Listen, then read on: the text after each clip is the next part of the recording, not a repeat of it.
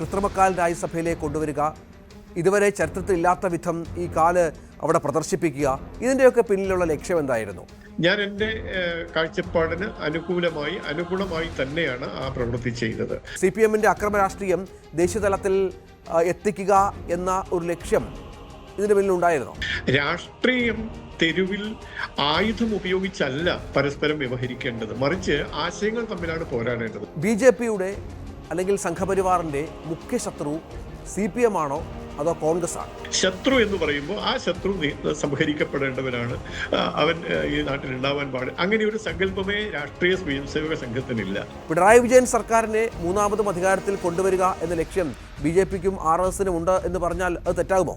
ഞങ്ങൾ തന്നെ അധികാരത്തിൽ വരണമെന്നാണല്ലോ ആഗ്രഹം. CPM അധികാരത്തിൽ വരണം എന്ന് ഞങ്ങൾക്ക് ആഗ്രഹിക്കാൻ പറ്റില്ല. ചില കോൺഗ്രസ് നേതാക്കളെയെങ്കിലും തിരഞ്ഞു പിടിച്ച് പരാജയപ്പെടുത്താൻ RSS ലക്ഷ്യം വെക്കുന്നു. അത് അവരെ നയിക്കുന്ന ഒരു പ്രത്യേകതരം കോംപ്ലക്സ് ആണ്.